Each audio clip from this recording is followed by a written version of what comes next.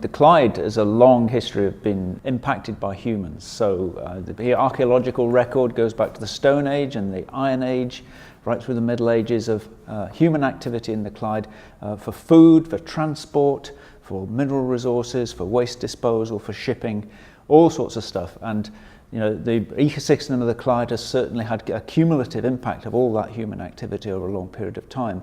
And I guess in the last century it's come to a head where you know, the fish resources in the Clyde have declined to the point where there really isn't a commercial fishery for whitefish in this region anymore at all, and the fishery is almost entirely devoted to Norway lobster, which is very valuable, but it's not regarded as being a balanced ecosystem and a balanced economy, fishing economy for the Clyde. Targeting research at the Clyde is a good thing to do because, in a sense, the Clyde's a microcosm or a mesocosm for the whole of the Scottish coastal system. So all the problems that we see around Scotland in inshore waters are encapsulated or even exaggerated inside the Clyde, so it's a good place to study them. There are indeed a lot of projects we could run. The most important ones at the moment are really about fisheries, because the attention to the Clyde in the last 5 years has really been driven by fisheries questions. So in 2011 there was this publication that came out which had the headline of Ecosystem in Meltdown, the Clyde as a desert, and you know, subsequent to that there was another paper came out which said, well, you know, that's a bit of an overstatement. The ecosystem in the Clyde has certainly changed, but it's not a desert. It's not that there are no fish, it's just that there aren't very many big fish. And the fish that are there are very numerous, but they're all too small to be of commercial value.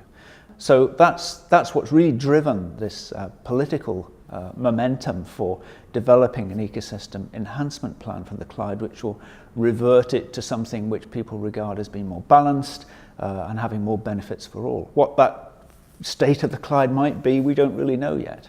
The real question is, what does society want out of the Clyde? I think science can say what the consequences of different measures might be, but which are the best management measures to take depends on what politics and society wants, direction it wants, of travel it wants to take for the Clyde. But they are social, economic and ecological questions indeed. There's an enormous range of science going on, and what we heard this morning was research into social science, there was a bit of economics, there's some pollution chemistry, oceanography, there's fish biology, all sorts of stuff going on. And I think we're really, in the last few years, developed quite an understanding of what's happened to the Clyde in terms of its fish communities, why they may be as they are. So I think we've gone a long way in the last 5 years to develop understanding. And I think we could make a good stab at saying what you would have to do if you wanted to turn the Clyde into something different from what it is today.